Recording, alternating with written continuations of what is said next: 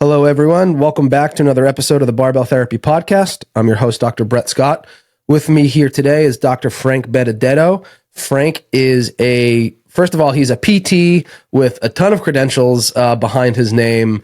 And he had started a clinic back in 2015, grew it to 5 locations, and then in 2019 ended up selling that practice and was really in the place where he became obsessed with studying how Silicon Valley incubators like Y Combinator could consistently produce business that changed the world, like Airbnb, DoorDash, Instacart, etc.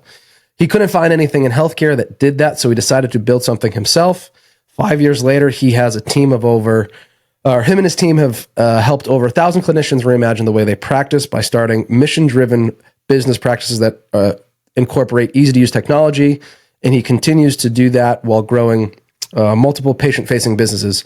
He's on a mission to evolve healthcare, and I think me and him link up very well on that because I have the same mission of part of what we do with our practice of barbell therapy and architect fitness to really reshape and transform what healthcare should look like and could look like when it's done a certain way.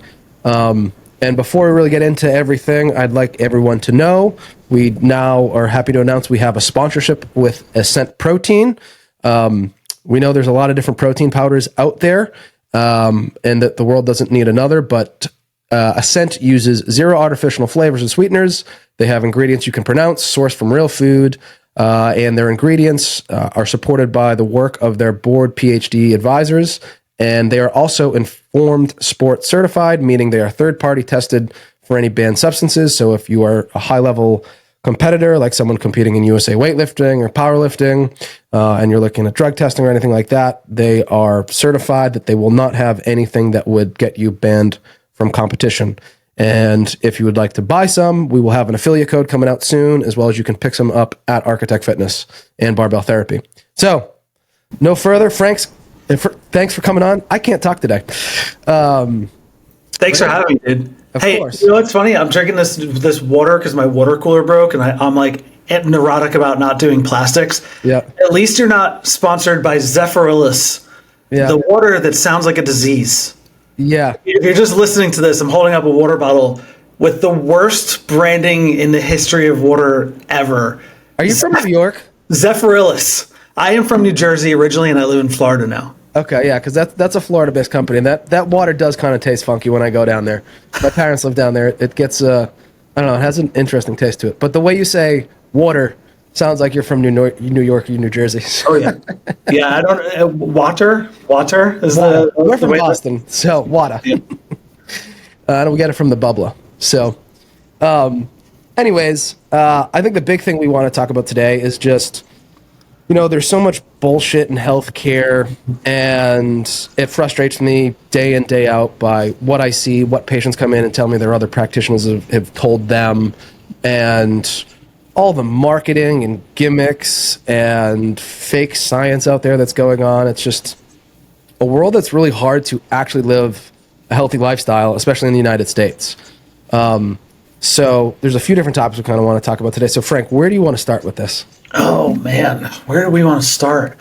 Let's start with the one that seems to be trending, which is this notion that cash, like you can't go to a doctor or any other healthcare professional right now and just use your insurance. You seemingly have to say, what's the insurance rate and what's the cash rate? And I learned this the hard way. So I guess I'm lucky to be healthy enough where I don't really actually consume healthcare. Plus my general disdain for healthcare probably keeps me away. And I had an x-ray that I ended up paying like 4 times the amount that the cash rate would have been. And I was shocked. So I put it on Facebook, and then all of my non-healthcare friends taught me that you always have to ask first now.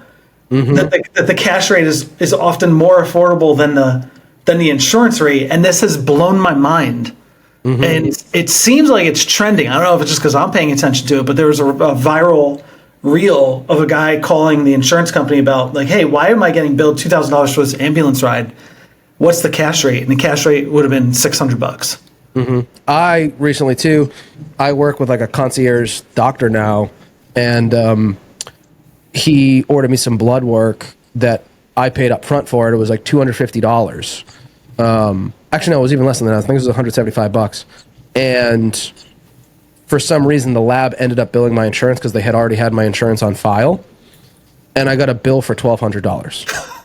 Literally almost 10x what it should have been for blood work.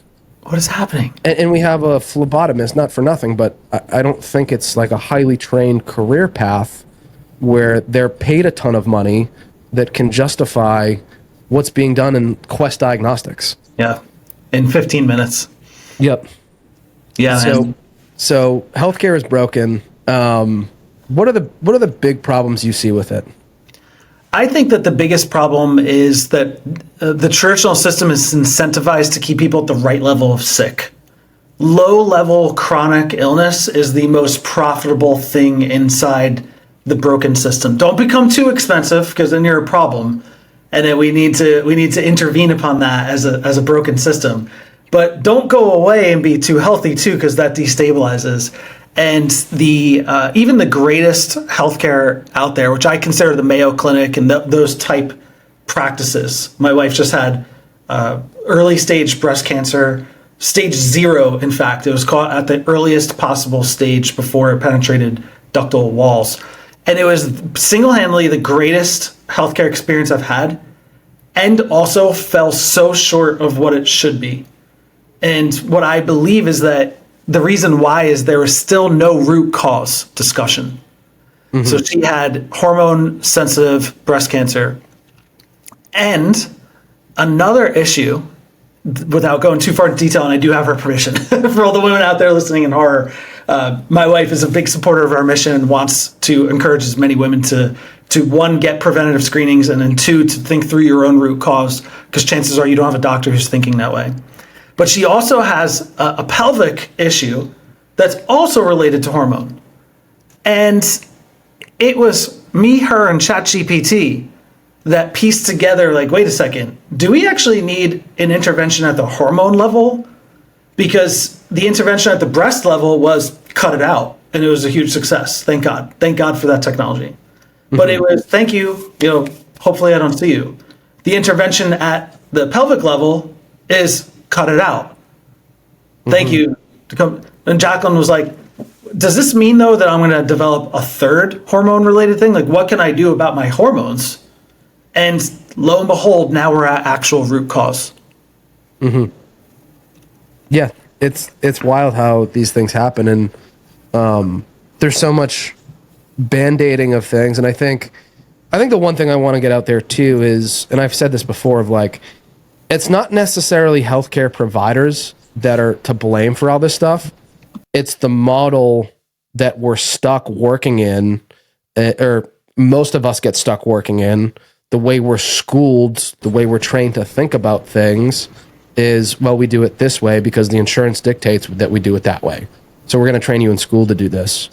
And I think school, yesterday I just did a lecture actually at a university, and it was for an intro class, but I was telling them all these different things. And I was like, look, if you decide to go to PT school, like, I thought PT school was going to teach me everything I need to know about movement, health, wellness, fitness, whatever. And it didn't really teach me shit. Like, there's a lot of fundamentals there you need to know. And like, you need those skills and that knowledge to get by. But like PT school in and of itself, it prepares you for the board exam, which the board exam is basically making sure you know what not to do versus how to be the best clinician. We never cover that in school. Yeah. And we did cover diathermy, though. Yes, we covered diathermy, we covered ultrasound, which literally doesn't even fucking work. I did another presentation yesterday. I was like, ultrasound is literally just as effective plugged into the wall as unplugged from the wall. Yet, we can still bill for it and make money off of it. So we're still going to do it because it's simple and easy. And half the places probably have aides doing it that aren't even trained in any of this stuff. But it's really that system of like, how broke is everything based on what we're bred? Have you heard of like Casey and Callie Means? Have you heard any of their podcast stuff? No. You should listen to that. It's amazing. So she was I can send you a link to one of her podcasts after too, but she was a She was in her last year of residency at, I think it was Stanford Medical School, to be a surgical ENT. And then she realized, I'm doing all these surgeries on everyone. Everyone still has all these breathing issues, and I'm seeing all these autoimmune things popping up left and right. We're pushing drugs on people. No one's actually really like acquiring better health from this. Like, something is missing here. So she left school and just went on this rampage of like uncovering everything in the medical system that's messed up. And her brother happens to be a politician as well. So they're doing a lot now to kind of change the game of what we can do at a governmental level and just educational level of teaching people about food, nutrition, the medical system. Like, she uncovered some things in this podcast, like 70% of, I think it's Stanford's, whatever funding comes from big pharma. Oh yeah. And they have zero nutrition training. And so when we go to a doctor that's been, paid in school to be taught by a pharmaceutical company, yeah, let's push drugs. Let's not push changing the healthy lifestyle or behaviors. Yeah. Yeah, 100%. And I think the worst byproduct of that is the, I'm going to say, defensiveness that some of the public gets when we then say behavior change, habits as an intervention, because they almost feel like it's an attack on them. Mm-hmm. And I learned this a little bit the hard way when I was posting a lot about how habits are the actual treatment to nearly all chronic diseases. All chronic diseases are actually fundamentally rooted in habits more than the physiology behind the actual disease, at least as the locus of control that we could actually have an impact on. Mm-hmm. And I was met by such resistance of saying, you're saying it's my fault? Well, no, it's not your fault, but it is your responsibility now. And the broken medical model, it feels good to be abdicated of responsibility. It appeals to our inner child consciousness, where we don't want to actually say that we have a hand in this as the consumer.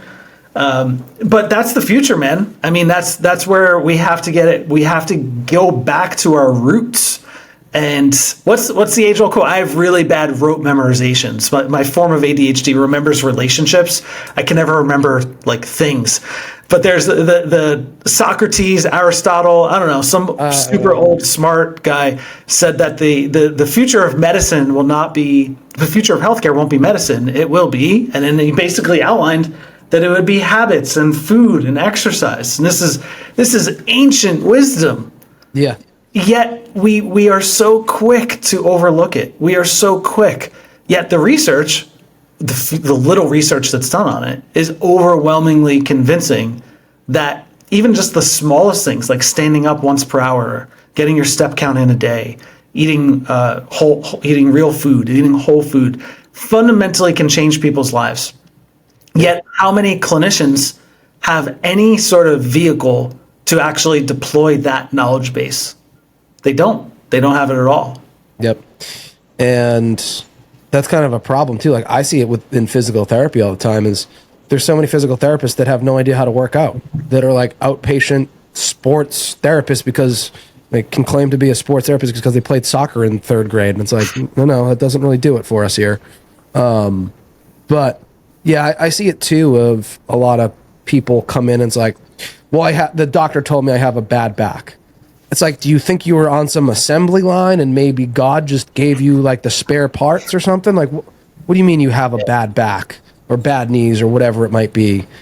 And I think a lot of people don't realize too, like the distinguishing factor between or of, like when someone takes a family history of, everyone thinks that means, well, yeah, my dad has type 2 diabetes, therefore I'm likely to get it. Yes, you are, but is that because of your genetics, or because you grew up as maybe an Italian in New York and you only ate pasta every day and that was... Why are you attacking me like this? Because it's true. Freaking Boston people, dude. You had to go... Okay, sorry, go ahead. Finish your point.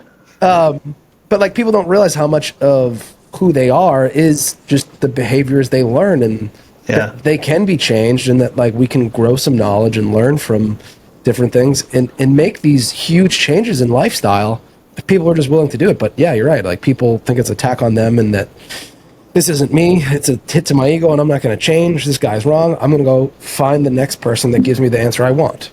Yep. So to me, if we take it even a level deeper, we have to be cautious of identity statements. Mm-hmm. I have a bad back is essentially an identity. It's now merged with your identity.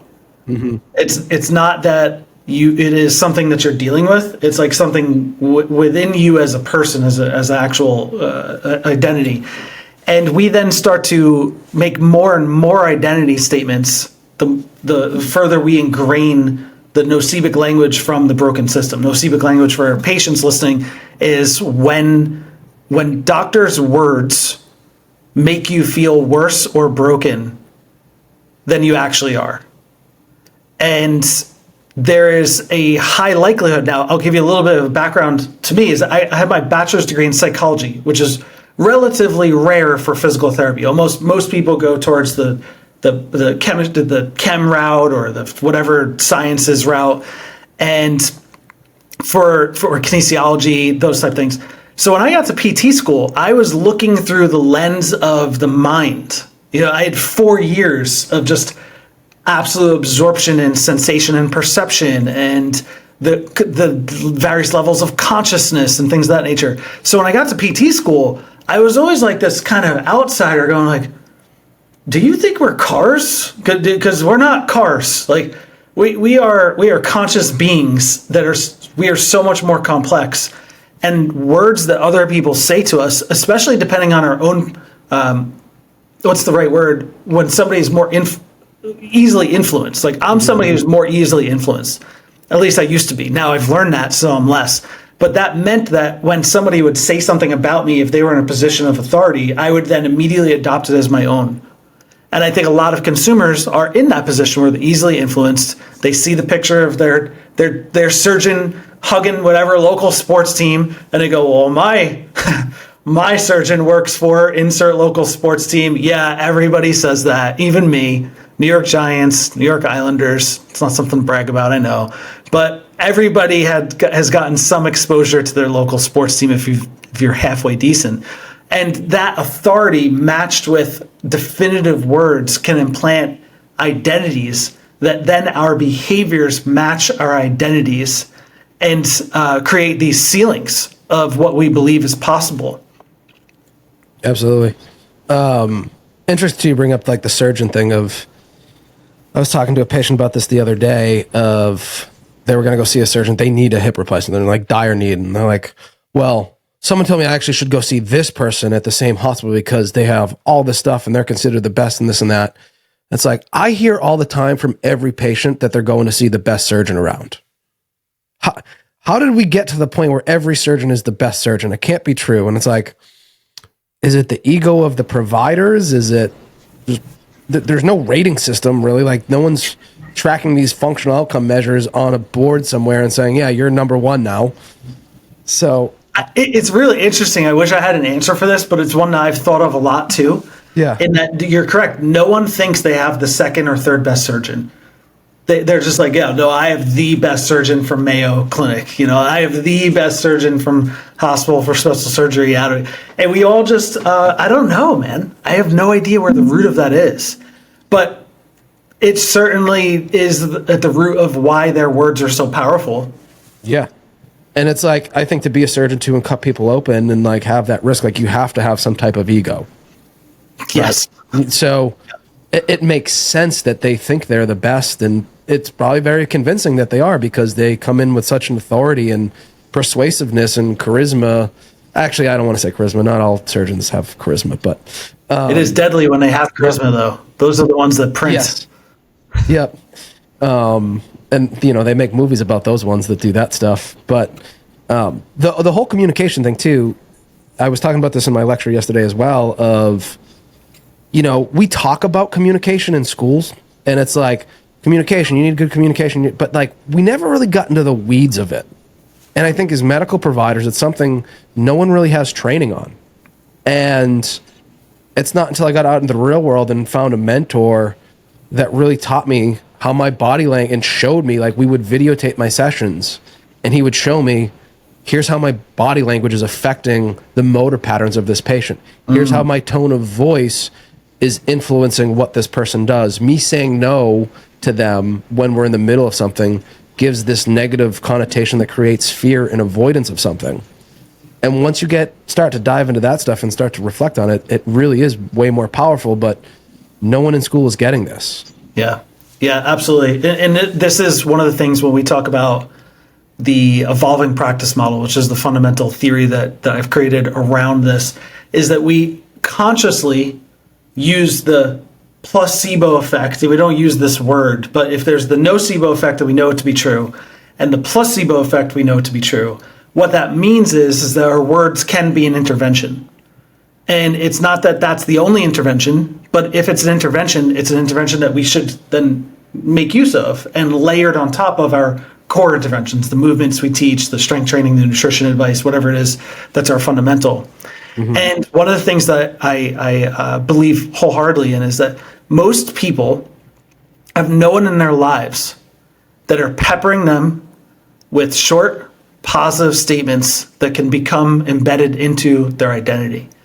And while Peloton has had a fall, I think that the reason why Peloton had its run was because those instructors constantly, if you've ever taken a Peloton class, every few minutes, you got this, you're an animal, right? You're a machine, can't stop you, rise up, we're all here together. And it's these little quick hitters. Dopamine. And little by little, you actually can rewire someone's internal dialogue. Now, I want to make sure if you're listening to this, I'm not trying to rewire anybody's internal dialogue beyond anything beyond their view of their own body. That's my primary intention. But oftentimes we think that a transfer of knowledge, that our moving our understanding of the human body to their brains is the intervention. And that's only a tiny part of it. We actually have to get them to think differently about their bodies, their conditions, the things that they could do. And that rarely happens from long form downloads. That happens from peppering in consistently over time, which is why the small talk between our big education in person is often sometimes the most powerful thing. And I always took a lot of pride because of my background in psychology that I always made those positive because the rest of the world is negative. When you get online or the supermarket, what's the person, if anybody even speaks to you anymore, what do they talk about? We're going to complain about the weather or politics or sports or we're going to complain about something because we're wired to do that. So I always took the approach of when people come to me, I'm going to make this a bubble of positivity, not the toxic kind where it's like fake and bubbly, but genuinely, hey, you're moving better today. Hey, looking confident. Yeah. Like those little things, like looking confident. Oh, wow. I look confident. Okay. All right. And then what do you think happens? They start moving confident. Yeah. What are your thoughts on the placebo effect? Because, when I was coming out of school, I graduated PT school in 2017 and we were moving into pain science, and it was like using placebo was bad. You were a bad person for, you couldn't put your hands on people back then because you were bad for, making people think they had to depend on you for manual therapy. And then you were bad for making someone too hopeful. And you were a bad person too if you used negative terminology and got a bad outcome. But it was also like, we started using shockwave therapy, and I've had a couple PT students like last year or 2 years ago, before all the data really started coming out on it. They were like, yeah, that's just a placebo machine. Like, why would you use something like that? Like, I thought better of you. And I was like, well, it fucking actually works. Like, there's a ton of data behind it. It's like the most powerful tool we have in our clinic now. But I'm a bad person for even giving people a glimmer of hope. Yeah. So I do have thoughts on this. And it rubs right in between. In I don't believe in using placebo to get buy-in. So there definitely was a phase of the profession where we're like, we know this doesn't work, but if we at least get buy-in through this, then we could do the things that work. And it was more of a Trojan horse philosophy that I don't believe in at all. I don't believe in at all. What I believe in is that, again, I think the reframe here is that the other word for placebo, the other phrase for placebo in the context that we're using it, is that your words make a physiological difference inside. Words become brain chemistry influences behavior and all sorts of other things. So our words are an intervention. Now, I do believe that we can then use that as long as we're being honest and ethical. So I don't ever support the use of a intervention just for the placebo and the buy-in. Right. So as long as you as a clinician have some sort of foundational knowledge, because everybody does forget that the three elements of evidence-based practice, that one is your experience. We are so quick to throw that one out. Now, you can't rely just on that, but it is one of the little circles. So if you're like, hey, I'm using this intervention as part of a comprehensive plan, and I believe that this intervention is doing this, and I will track and monitor it and track and do the research, that's how evolution has to happen. Otherwise, we are never allowed to do anything new because that new thing has never been researched. And we're waiting for some big institution to adopt the research around this new thing that we want to experiment with. That then we need to then wait 5 to 10 years till that disseminates down. Like, how will we ever do anything different? And that's what I've seen as a problem in our field of, we've been so bred to be evidence-based clinicians and everything has to be proven by science. But if we live in this silo and don't try anything else, how are we going to advance the field into future endeavors? Exactly. And actually us doing this whole shockwave thing has been very interesting because, with my ankylosing spondylitis diagnosis, I can be pretty stiff in my tissues and things. So manual therapy always was a huge game changer for me. Dry needling, soft tissue work, whatever, always was huge for me. So I got into dry needling because I saw how much it helped myself. And for years it was like, it doesn't work, don't do it, whatever. But like people were starting to do it and think about it, but they were all bastardized by certain schools of thought. And now, 10 years later, it's in the clinical practice guidelines. And now, being in the side of shockwave, so we're one of the earliest adopters of this focused shockwave technology. And it's been really cool because I get to go to all these conferences now and hear from the surgeons that have been doing this since the 80s. They're doing it in Europe. They're much more lenient with the approaches and the things they'll try over there. But it's still very much in its pioneered stages, but it's really cool to see how this technology and what we know about it has even evolved in the last year because there's open-minded people trying it, talking about it, discussing how they're doing it. And it's cool because you go and they line up 8 of these experts and it's like, all right, well, what do we do with this? And it's like, well, based on the research we have, I would do this. And the next guy will say something, maybe the totally opposite. And there's a ton of promising research coming out, but there isn't enough yet. And it's just like, all right, like based on what we have, like we could only fund this $3 million study and we had to do it 1 day a week. So this is what we have. Does 2 days a week work better? Maybe. We don't know. We're going to get there. But it's really cool to see how just the difference in the open-mindedness of certain practitioners to try different things, hear about different things, hear different people's experiences, and take that into practice has been really cool. Yeah. Which I think a lot of people are like, well, the science doesn't support it, we're not going to do it. Yeah, no, I know. And it's become a barrier to innovation in lots of different ways, in the sense that one of the biggest things that I preach is that sessions are not enough. It's what we do between the sessions that make the sessions work and make what we do in the sessions last and create lasting change. And I am still shocked at how few clinics do anything between sessions, if at most they give still the old school paper handout. Yep. That still exists, believe it or not. And at minimum, there's an app that gives some exercise between, but I think we need to take that even further. I think that we need to take responsibility for bolstering not only what we do between sessions, but also after, quote, discharge. I actually don't believe anybody should really be discharged. And I know that's another controversial statement in our world, because that assumes that there's a level of dependency. And I don't believe in dependency. I believe that as long as we're evolving what we offer to solve their evolving problems and their changing needs, then we are constantly staying relevant to where they are in their health journey. Mm-hmm. And no one actually ends their health journey. You end your health journey when you're dead. Mm-hmm. So unless you're dead, you have something that you could be improving and working on. Chances are you don't have a guide. Mm-hmm. And I believe that we as physical therapists, chiropractors, nutritionists, that's the real front lines of preventative care. And we have a really unique opportunity that we're missing, in that the majority of chronic diseases start around the same times where most people start to get their insidious onset chronic orthopedic illnesses.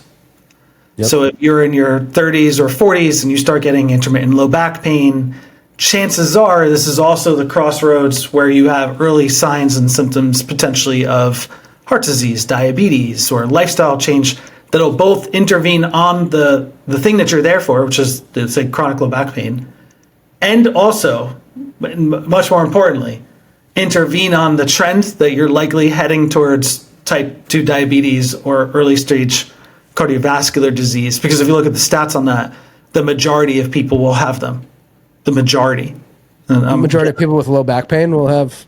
The majority of people in the United States will have a chronic disease. Oh, yeah, 100%. So therefore, and again, this is where I need to have my stats. I need to have my stats sheet up, because I'm so bad at rote memorization that I can't recall things off the top of my head. But if we're looking at a society where at least 40% or more, I think the number is actually higher, of people have a chronic disease, have at least one chronic disease. And that often is correlated with some sort of chronic orthopedic issue. That these two are the lifestyle impact of a chronic orthopedic issue cross-referenced to a chronic illness. The ratio then goes up. So now we're at like a 60% likelihood or 70% likelihood that someone with a chronic orthopedic condition will be the person to develop a chronic illness like heart disease, diabetes, XYZ. Well, then why are we not helping intervene early on that, especially since we know that movement is part of the intervention? It's not even I'm asking anybody to step outside of this. I'm asking to educate people on zone 2 cardio. I'm asking to educate people on VO2 max. I'm so glad you just brought up zone 2 cardio and the whole prevention thing. So I was actually talking to a friend the other day that is finishing nursing school, and I forget what our conversation was really about. I was like, she was asking me about my workout or something. I was like, yeah, I had like 45 minutes of zone 2 cardio today. She's like, I have no idea what that means. And I was like, and she works out regularly and everything too. And I was like, what? Like, and not to say she's dumb or anything like that, because she's actually very intelligent, but to not be exposed to these things in school as a nurse when you are frontline with patients all the time. And zone 2 cardio is the one exercise modality we have that's proven to make you live longer. Everyone as a medical provider should know that. Everyone. And be able to educate people on why they need to be doing it. Yeah, I agree. So there's a lot of hate on, I feel like, I don't know why, or maybe it's just my algorithm. There's a lot of hate on like Huberman and even Peter Attia. If you look at his comments lately, really? The dude just gets roasted in the comments. Like he made some VO2 max thing and everybody's just nitpicking him. And it's just a weird time. I think to be one of those big influencers. Well, everyone loves to hate. Yeah, no, that's true. It's just I'll say lately, I do see Huberman like posting more content related to him selling products and endorsing different products.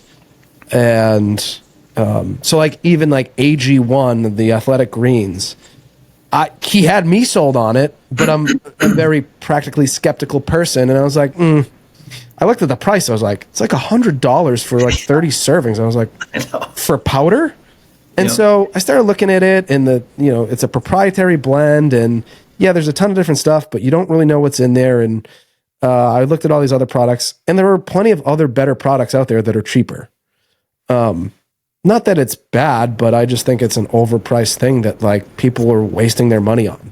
Oh yeah. Yeah, I went through my AG1 phase too. I think we all do. It's like a rite of passage. Yeah. You got to get through it. Muscle your way through the green thing, and you're like, oh, I'm getting 400 fruits and vegetables in one scoop. This is okay. But back to the point around these influencers, the thing that actually bothers me, not really about them, is that like Peter Attia, I love Peter Attia. I think he's doing it really well. I think that he's got great standards and ethics, and he's somebody to aspire to. With that said, there's still this gap of implementation. And if I had like an on the ground mechanical explanation of like what I'm trying to do with my career is to create an army of people actually getting people to do what Peter Attia says to do.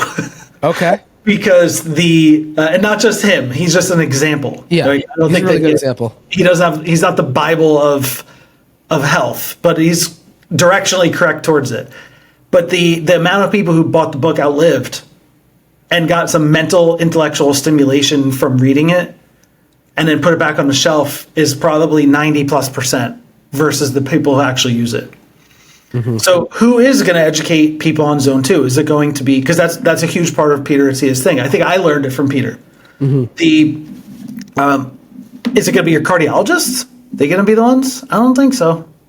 My dad has AFib, and nothing has been brought up, and I'm like his healthcare proxy now. He's 70, and I want to make sure he's getting the best care, but everything has been around, let's keep zapping your heart with a cardio version, and let's keep pumping you with Eliquis and see what happens. Yes. So I think where I'm trying to go with this is that it's not enough to just inform and educate anymore. We need to take accountability on getting people actually doing this stuff. So the zone 2, like, I don't even know if it's not going to be the cardiologist, who's it going to be? It's got to be us. It's got to be your movement professionals. And it's movement. It just happens to be movement that's good for your heart, not just good for your heart. It's really good for everything, but it's good for your heart. So I do believe that we need to continually expand our practice to include things like this. Absolutely. And then, biohacking is a big thing these days too, that, some of us fitness nerds are into. And I'll say, I'm into it. I went through the 1.5 year phase of doing cold plunges, and now I'm on to a PEMF mat I have at home and the sauna thing. So it's cool. It's fun to experiment with, see if you feel different, whatever. But I think too many people think this is the ultimate way to define health, and it is something that might help, but they're not the big rocks that are going to keep you healthy in the long term. Correct. Yeah. I think a lot of people are majoring in the minors, where if you're not doing your strength training and your cardio, just to use bro terms, you probably doesn't matter if you're getting red light or cryo or anything like that. So and I love those things, but I have a rule for myself that if I have not lifted, because I will gladly go to do red light, sauna, cold plunge more than lift. I'm not like you psychos that innately enjoy the stuff. I'm a cardio guy. Like I always joke around my team, because my team is mostly barbell athletes. Mm-hmm. That I'm the cardio king. Like, I'm the cardio king here. Like, I could just go and run. I could do triathlon. I could sign up for long distance triathlons, not train for it, and just do it. It's fun for me. When I lift, I have to consciously remind myself of all the benefits that are going to come later, because I find so much little intrinsic value, aside from like maybe 3 or 4 movements that I like got into the gamification of like tracking my squat, trying to get to 2x body weight, things of that nature. Other than that, I'm like, this is for the birds, you crazy people. But I enjoy it. I enjoy the benefits of it. So I have a rule that I am not allowed to go to the sauna unless I have lifted for the amount that I'm supposed to lift this week. Because if I have an extra hour and I haven't lifted, go to the gym or go back to the garage and lift. Don't go to the sauna. Since I love the sauna, I make myself lift, because that's how I get to go to the sauna. Yeah. It's That's a good one. And I don't know. I think there's a lot, like you said, people just majoring in the minors on these things and then I think that's the other problem too. Like social media now, it's so fucking confusing on what is what, because you got, people saying just track your macros and get your fiber. You got Paul Saladino over here saying that eating vegetables is bad for you and your health. Then you got the opposite end of everyone should be vegan. And then you got all these people saying, well, vegetables are healthy, but like they have all these carcinogens and all these pesticides are causing cancer and autoimmune diseases, which maybe they are. But it's like, well, the fiber is really good for our gut still. What do we do? Yeah. Yeah, this one really hits home because my wife, as I shared, just overcame breast cancer. And that made we were already pretty neurotic about what we eat. But the thing that it opened our eyes to was like this whole other category of carcinogens that are in a healthy category. So like you could grill food, and the grilling of your chicken that has those little burnt pieces that if it's the right amount of burnt tastes delicious is actually terrible for you. So it's like we don't grill anymore, really. Or if we do, we're doing like indirect heat and slow cook, all this other stuff. And then we eventually got to the point where like, I don't think we could eat food. I think food is cancer causing. Food is poison. Food is cancer causing. And there's a study that I remember back in college that basically compared the lifespans of mice in just in totality of calories consumed. And again, this is mice. It's not with human. I get that. And we'd never be able to probably pull off a study like this in humans, but it was. I think we might have, but go on. Oh, sweet. That'd be awesome. I hope you can find this for me. It was basically the mice that ate the least amount of calories lived the longest and had the least amount of cancer. Now, if that was the case, then like if you had some sort of eating disorder, you'd be the healthiest person in the world. That's obviously not the case. It's about eating the most minimal amount of food while getting the most amount of nutrients and having those nutrients come from as many natural sources as possible. Now, it's one of those things that when you say it out loud, you're like, wow, this is the most common sense shit in the world. That like humans in 2200, if they just stumble upon this podcast and they're like, did he just say that eating real food, the most minimal amount of real food that has the highest nutrition, and that was like wisdom for back in the day in 2025? Because if you look at what's in practice, we're the opposite. We eat a giant amount of food, that most of which carries no nutritional benefit. And that's what's normal. Yep. So the notion of like, when you start going down the rabbit hole of what's bad for you, it's all bad for you. Yeah. And yeah, I think they did do a study on humans, and I think it was longitudinal, where they looked at average caloric consumption over time. And I think they had just happened to find, I don't know how long the study was or anything, or how long they looked at these people, but there was definitely some correlation in humans that people that lived in more of a caloric restriction lived longer, had healthier, statistics of comorbidities, mortality, all that, morbidity. And so, yeah, that's definitely a thing. And it really is true. It's like in America here, we want to eat bread. It's like, what does bread contain for us? Why not strawberries, blueberries, bananas? Like all the good shit that is in those three things versus, and granted, bread is great. I love bread. Sourdough, it's my thing. But I try to limit it, and it really is just like, let's do something that has more nutrients to it. And then we go out to eat, and it's just filled with fats and oils. And oh, yeah. And then like there's food engineers out there that literally design things to make them taste good, make you continue to eat them in high volume quantities at as little of a price as they need to pay for it. Yeah. Okay, so I feel compelled to because if I'm a listener and I'm thinking about me and my wife when we got to this point where we're like, all food is bad. What do I even do? So this is where we've got to identify what variables can create the greatest amount of outcome given your specific situation. So if you're listening to this and you're like, oh my God, I have a lot of cancer in my family history, which used to freak me out a lot until I got genetic testing that showed and my family members got genetic testing on cancer. It was not genetic. So my mom and my sister had colon cancer. Sister passed away from it at 54. My mom beat it at stage 3. And I felt like I was destined to get colon cancer. I was just living in fear.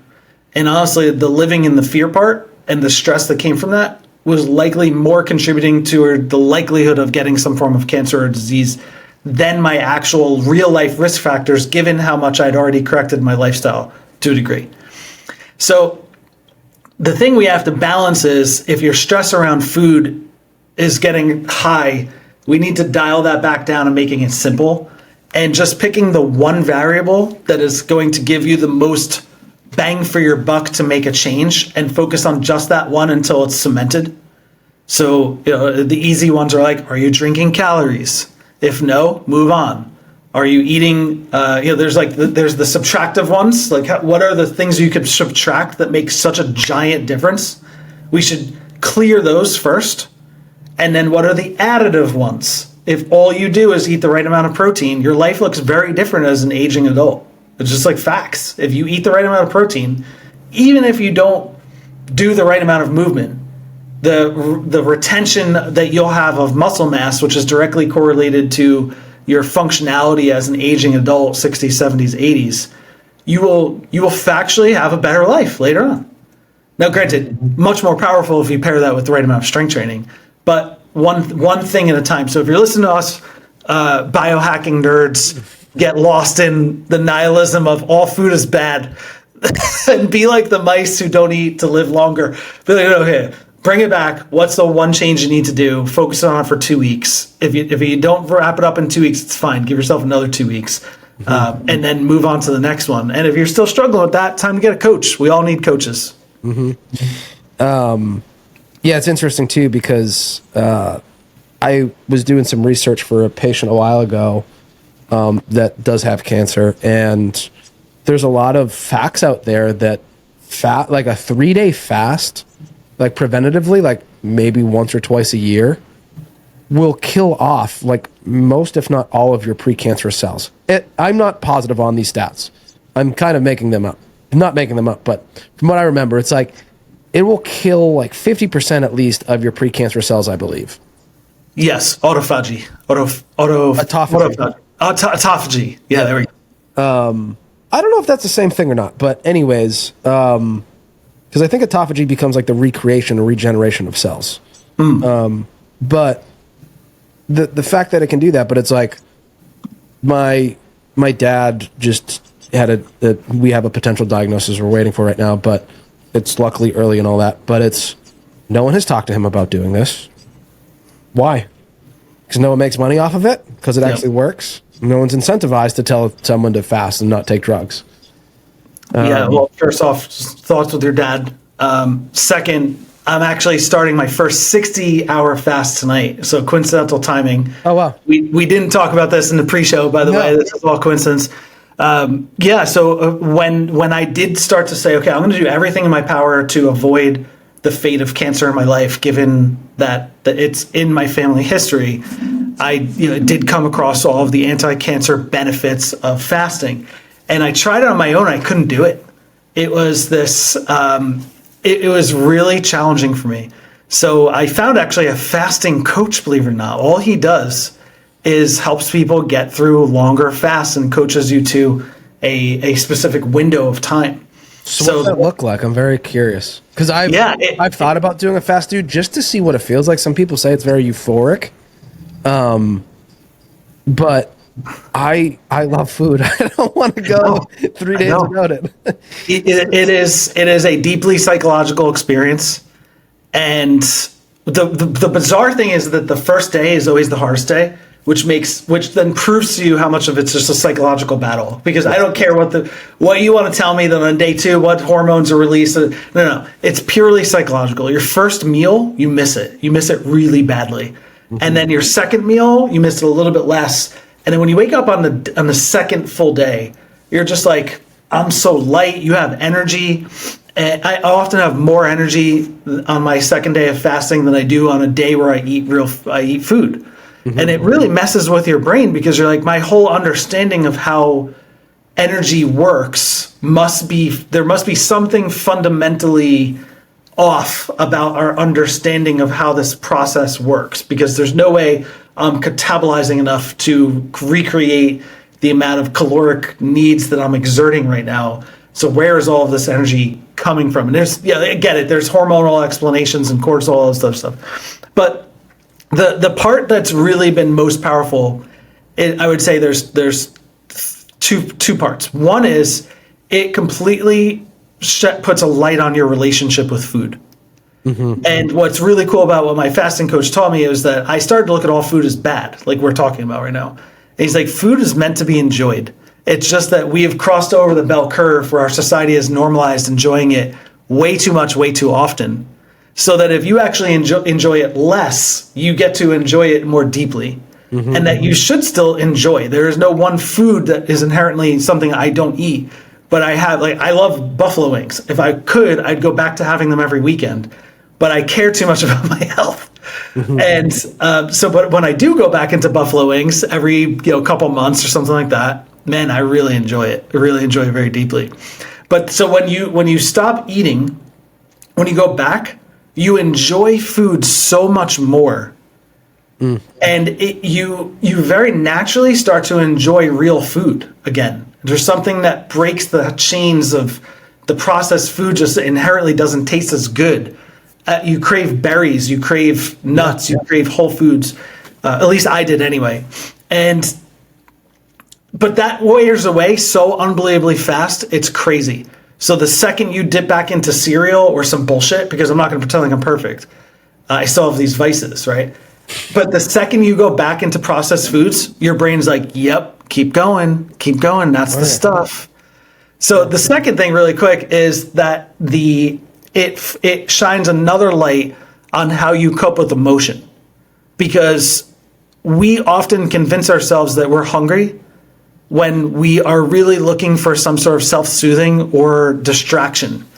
So if we think about our day, and we go from like breakfast to a mid-morning snack or mid-morning coffee to lunch to a mid-afternoon snack to a dinner to so much energy and time is dedicated towards what am I going to eat? Did I meal prep it? Did I not? Walk over to the store if you live, work in a city and like that, when you just decide not to eat, you get to a point where you're like, okay, what am I actually hungry right now? And the truth is no. The truth is you want a break or you want a distraction or you're stressed about something and you're trying to self-soothe. So then you have to find a new way to self-soothe. Well, I'm going to go for a walk, or I'm going to go to do red light, or I'm going to listen to music, or I'm going to meditate. And then when you come out of your fast, you have to then try to pay attention to when you're actually eating because your body needs food and nutrition versus when you're trying to soothe. Yep. And that's really what America needs, in my opinion, to break the obesity epidemic, because we're all using food like a drug. Yes, absolutely. And the other cool benefit to fasting that I really liked, kind of like you said, I used to date this girl back in college that she needed to eat every 2 hours, or was she thought she at one point thought she had diabetes because she had trained herself so hard to eat every 2 hours that if she went 2.5 hours without food, it was we need to stop at a gas station and get something for her because God forbid. Where I'll do intermittent fasting, it's sometimes I can go till from 8 o'clock at night till 3 o'clock in the afternoon. It's oh, I should probably eat now. But the fact that I don't have to, and I can go out and do an activity and not have to worry about food and realize that my body has these other metabolic systems that can turn on, I feel great that I have that ability. Where some people, it is kind of a learned skill. There's these dormant systems in our body that have to turn back on. And I think being able to access them is really important. And even looking at all the research now with insulin, can't talk today, insulin resistance now being the cause of dementia, Alzheimer's, potentially other things. And looking at how ketone levels in the body actually, the higher the ketone levels, the improved performance dementia patients will have, is pretty cool. Yeah. To see. So it's infuriating to me because I can't get my ketones high enough. So I did have early stage metabolic disease in the sense I was Oh, really? I was if you were to look at my HbA1c the past 3 years, there was a very clear trend line up, but I was still within normal. But I was literally 1 decimal point away from breaking into prediabetes. Okay. And at the time, I was still using a local physician who really kind of sounded like they were going to be more progressive. And I said, "So what do you think about my HbA1c?" And she's like, "You're normal." And I was like, "And now I'm never coming back to you again." Mm-hmm. Because the trend line was really clear. Yeah. If I would have just come back next year, I would have been pre-diabetic. Yep. So I went into, I am pre-diabetic. What am I going to do? I wore a continuous glucose monitor for a couple months. That was eye-opening because different combinations of food drastically differentiates like how your body processes it. So, for example, the notion of like waiting to eat your dessert 2 hours after dinner or an hour after dinner, it was eye-opening to me to see the difference. The same exact food eaten right after dinner with the protein, with fat, with healthy fats, smooth as a curve out, as opposed to a really sharp spike and a sharp drop with that same food an hour or two later. Mm-hmm. And that's just one example of the power of a CGM. I think everybody should wear a CGM for a 2-week period of time. What brand? I was actually I was thinking about getting one myself just to see what goes on there. So what brand did you use? Libre 3. So the Libre 3 has interesting decision on this one though. Libre 2 versus Libre 3. Both can be synced to an app on your phone that's called, oh man, I'll have to find it, but there's no shortage of these blood sugar apps that you could sync it to. Here's the interesting thing. Libre 2 is what I started with. You have to physically scan your phone to the dot every 8 hours. Okay. And that means that every 8 hours you looked at your chart. Well, Libre 3 is automatically updating through continuous Bluetooth connection every 3 minutes or 2 minutes. Okay. Which meant I didn't look at it sometimes. I'd be like, oh, I went the whole day. I just worked from 8 a.m. till 6 p.m., went home, played with my kids. It's 9 o'clock at night. Oh, let me see how my blood sugar was. Because I didn't even need to do that. It's just on my app because it's continuously on Bluetooth. Mm-hmm. It actually made me check it less. Okay. So if you were to ask me, I would actually say go older school because it makes you look at it. Mm-hmm. Now, granted, that might have been because I've been doing it for a while and I sort of desensitized to it. Yeah. But CGMs, if we were to normalize that instead of an annual physical or in addition to, let's say, it was like, so you get your blood work and then you wear CGM for 2 weeks just as a test, this is how we assess your metabolic health in a real snapshot, because you're not going to fake it for 2 weeks. You're going to go in, you're going to have the donut, you're going to have the thing, you're going to do the vice, you're going to have the alcohol. And that data, I think, is some of the most life-changing data that exists. For measly $100, $120 direct to consumer on any of the available websites. In March of last year, it became a over-the-counter item. How much did you say it was? 120, 130. Oh, okay. Cool. I'll have to look into that because I thought they were more expensive than that. But nope, it's demonetized. There are all sorts of online pharmacies.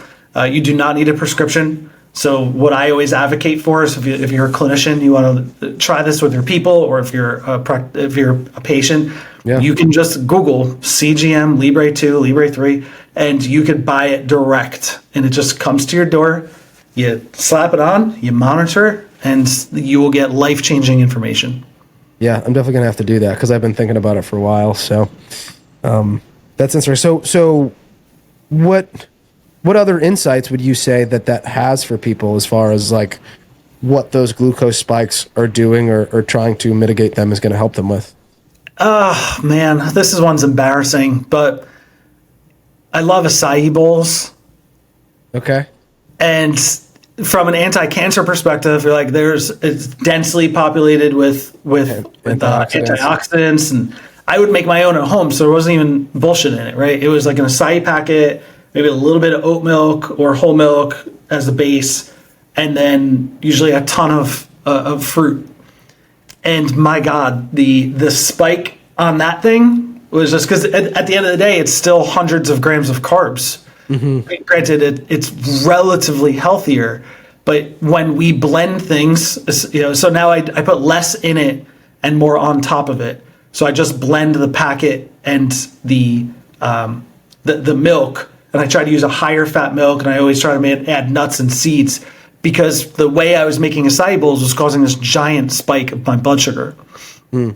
So you'll start to learn what things you think are healthy that are actually not from a metabolic standpoint. Yeah. And then this is where you could either choose to eliminate those or say, how do I add to it to rebalance it out? So one of the things I also started doing was just taking protein shake base, mixing with that, and that changed the blood sugar response drastically. So if I had some peanut butter and some protein shake base into that, now it was a much smoother curve. Yeah. The other thing, go ahead. Oh, no, keep going. Yeah. The other thing too is the effect of alcohol, really startling. And I was somebody who wasn't really drinking a lot at this point in my life. Like I would have a glass of wine a week or something. And you would see this just, well, technically red wine has this bizarre effect. The first time I drank it, I was like, this is awesome. Red wine has no impact on my blood sugar, but it actually does this weird chemical thing that I can't remember the name of the process, where it actually stifles your blood sugar from raising, which at first sounds good. But if you have sweets, if you have sugar in addition to wine, so if you're drinking wine and you have, let's say, a dessert, or you have straight up carbs like crackers or pretzels or things like that, what it actually does is it bypasses trying to keep it really simple, both because I'm not pretending to be an expert in this, and also for consumers here, is that the understanding I had is that it actually then leads to a higher and more rapid transfer from carbohydrate to excess fat storage, as per the lack of the insulin release, because the red wine actually artificially keeps your blood sugar lower. Mm-hmm. So then your body actually has to digest the sugar more directly and the carbohydrates more directly, which is really an interesting thing. And yeah, somebody should fact check me. There's truth behind this. There's probably some way to explain it a little bit better. Yeah. So that was one. I'll finish with one more. It is that let me think about this. There was the alcohol, it was the healthy things. There was one more that was really powerful. I was just going to say, like, how does, keeping your blood glucose levels steady and not spiking too high, how does that affect our overall health? Yeah, so this is one where insulin resistance is the main gatekeeper here, and insulin resistance is typically what ends up happening right before we technically can intervene upon prediabetes, early stage diabetes through this, and therefore the lower we get our HbA1c, the less likely we are to then develop other ancillary chronic conditions such as Alzheimer's and all sorts of other things. So the benefit of smoothing out that curve has all sorts of impact on our brain health, our liver health, and all sorts of other things.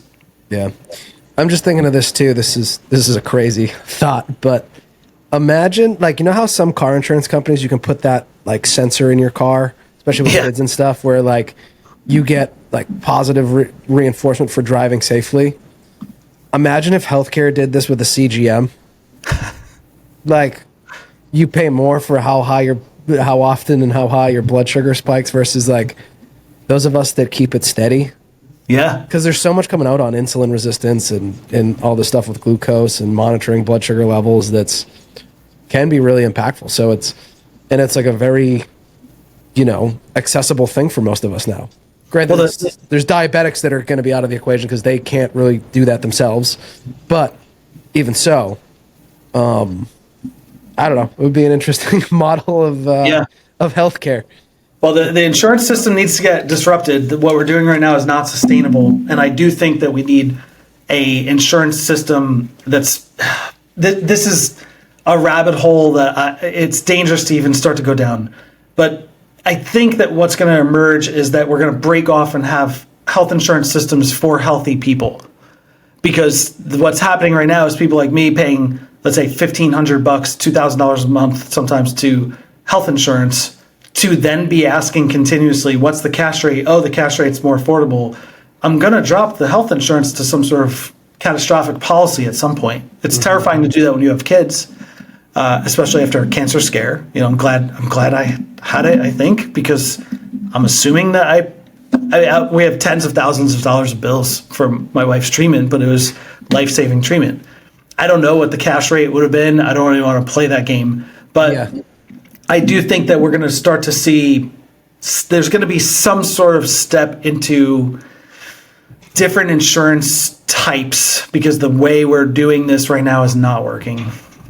Yeah, something has to change, because it's like it's going to bust at some point. Of even for me, like this past couple months, I've had some different things. I've just finally, I put off for a while. I'm like, all right, I need to get I have like deviated septum and turbinate, so I need to like get that fixed.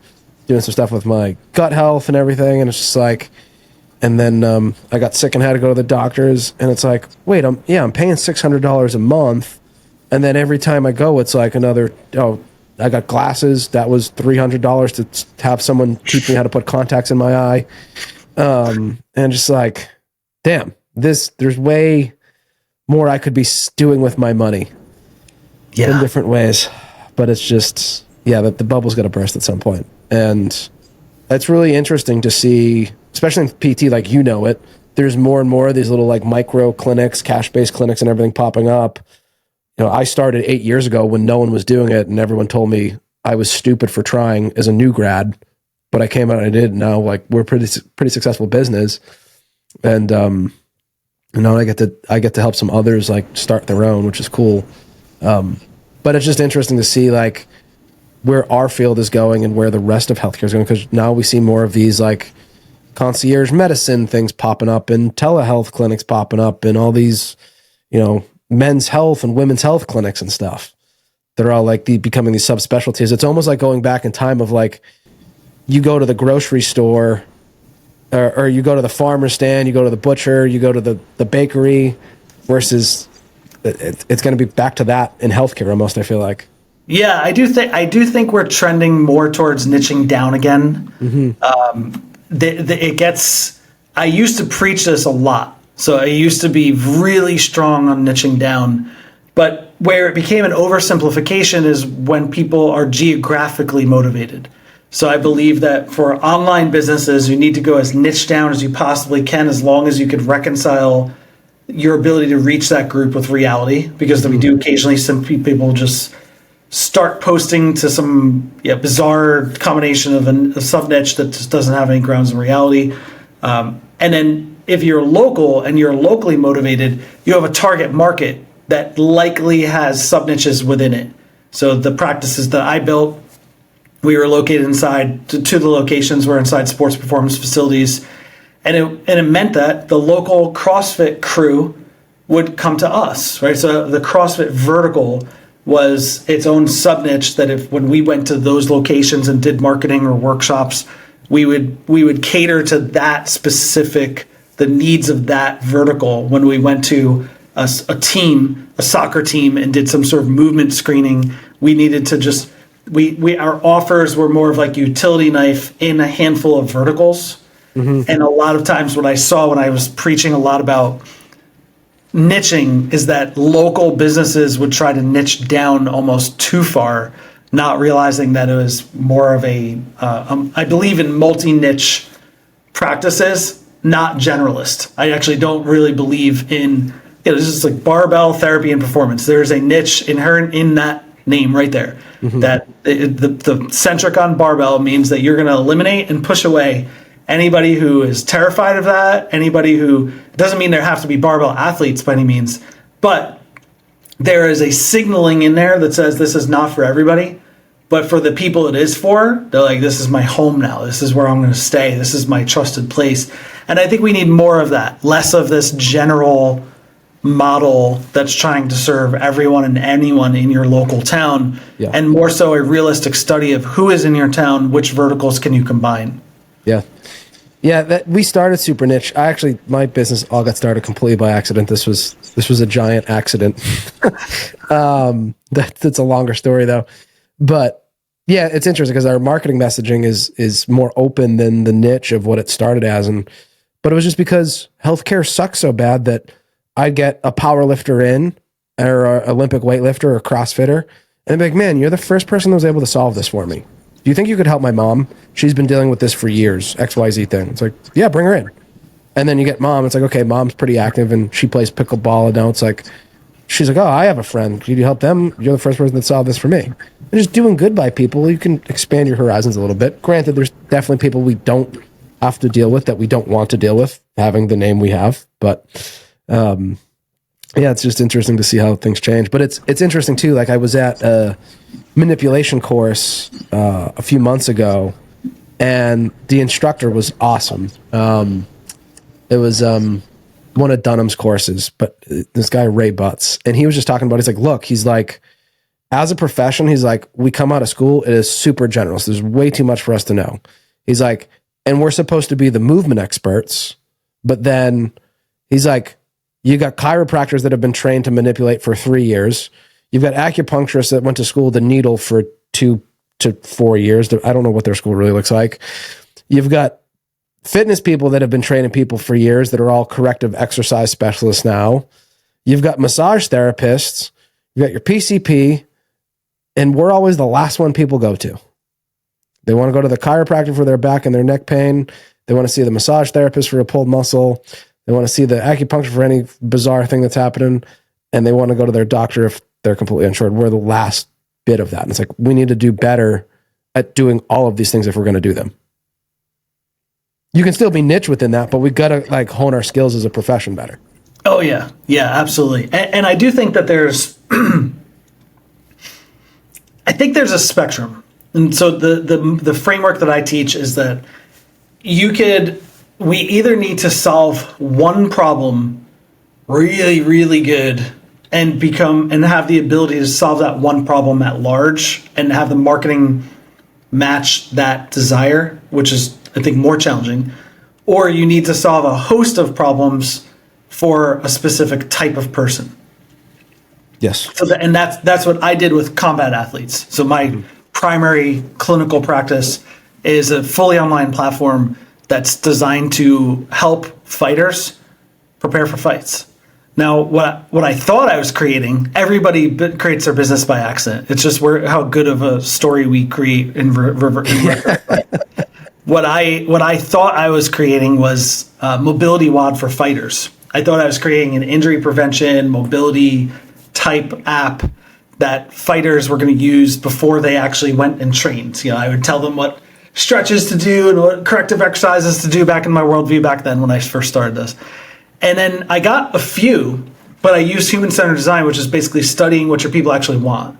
So they basically told me like, hey, I'm getting injured all the time. I was like, okay, let's think about this. And most of them were not getting injured from trauma. Now you would think fighters, the majority of the injuries would come from, I don't know, like getting kicked, getting punched. It's actually not. It's the majority of injuries are overuse injuries because there's such little science driving that sport. It's become one of the most popular sports in the world that is decades behind every other sport, right? So a high school football player has access to more high-level strength and conditioning principles and rehab principles than the UFC fighters. And yes, I've been to the UFC PI. They're good people. The reality is their ability to reach and have an impact on somebody who's living in Florida, Texas, like unless you're one of they're really good for anything that they go there for, and their outreach is shit.